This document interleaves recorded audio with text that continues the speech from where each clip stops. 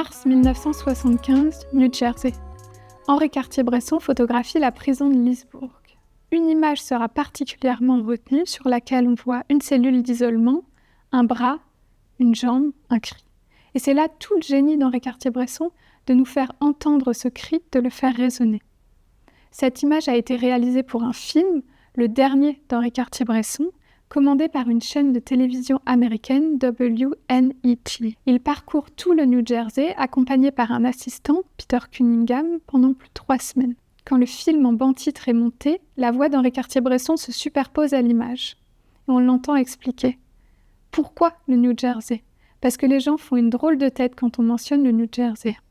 Et on y voit toutes les tensions qui y règnent, les différences y sont si fortes, c'est en quelque sorte un résumé de l'Amérique. Il obtient, grâce à Lloyd Westcott, le frère de l'écrivain Glenway Westcott, l'autorisation de passer une demi-journée dans la prison de Trenton et une autre demi-journée dans la prison de Leesburg. Rien ne lui échappe.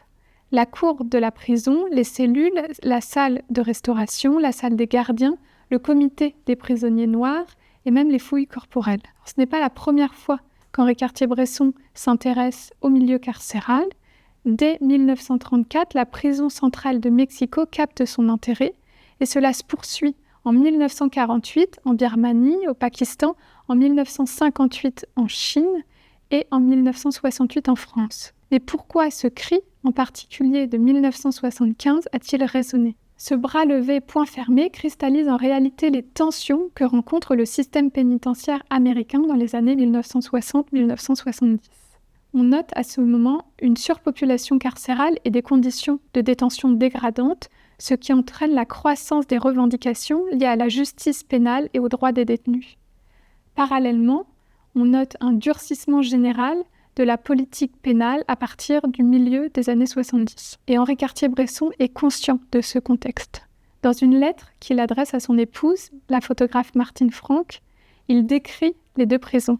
Trenton date du 19e siècle.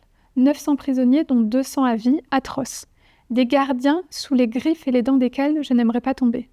Hier, nous avons été dans la prison de Leesburg, architecture moderne, spacieuse, à la campagne. Nous avons eu une longue discussion avec le gardien-chef qui nous a confirmé que pour tenir les gens tranquilles et que ce système libéral puisse fonctionner, on leur donnait des tranquillisants. Or, il légende cette photographie prison modèle de Leesburg. Le terme modèle n'est pas une appellation officielle. On peut alors penser que cela supporte cette tension entre aspiration réformatrice et critique du système. En enregistrant ce cri, il crée une image métaphorique ou, selon les mots de Lincoln Kirstein, une image implicite, explicite, profonde et terriblement ambiguë. Cette image sera réutilisée à de nombreuses reprises, que ce soit pour un timbre albanais commémorant l'Holocauste en 1999, des affiches libertaires, des pamphlets écrits par le mouvement anticarcéral ou la couverture d'un recueil d'articles de Michel Foucault. Cet engagement d'Henri Cartier-Bresson pour le milieu pénitentiaire n'est pas étranger à sa propre captivité. Le 23 juin 1940, il est emprisonné par les Allemands au Stalag VA de Ludwigsburg pour 3 ans de travaux forcés. Après 3 tentatives d'évasion, il regagne la France au printemps 1943. Il dit « J'ai été en tôle chaque fois que j'ai été repris après m'être évadé. On faisait 15 jours de cellule et 3 mois de compagnie disciplinaire avant de retourner en commando. Je me sens toujours prisonnier évadé. » 2 ans après, il réalise un film sur le retour des prisonniers. Il collabore ensuite avec Amnesty International et Reporters sans frontières. C'est d'ailleurs Robert Badinter qui est choisi pour écrire l'introduction de la revue consacrée aux photographes. En 1995, il est le premier artiste à participer aux ateliers de pratique photographique mis en place par Claudie Schluban et se rend régulièrement à la prison de Fleury-Mérogis pour transmettre aux détenus cette activité libératrice. Il s'émeut de voir les photographies prises par les prisonniers avec, je cite, « retenue et sens plastique ». Pendant cette même période, entre 1991 et 1998, il milite pour la cause de Serge-Philippe Dignon. Cet Ivoirien a été emprisonné pendant plus de 6 ans et reçoit à sa sortie à la fois un arrêt ministériel d'expulsion et une assignation à résidence dans le département des Hauts-de-Seine. Cela le laisse sans domicile, sans papier, sans travail et sans couverture sociale.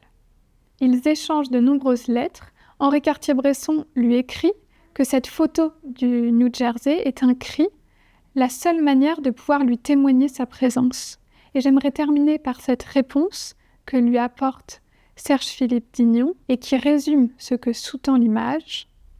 Ce prisonnier américain que tu as figé dans toute l'émotion que nous sommes, c'est un appel qui vient du loin, du plus profond de l'humanité, de la vie et aussi un ailleurs qui nous parle.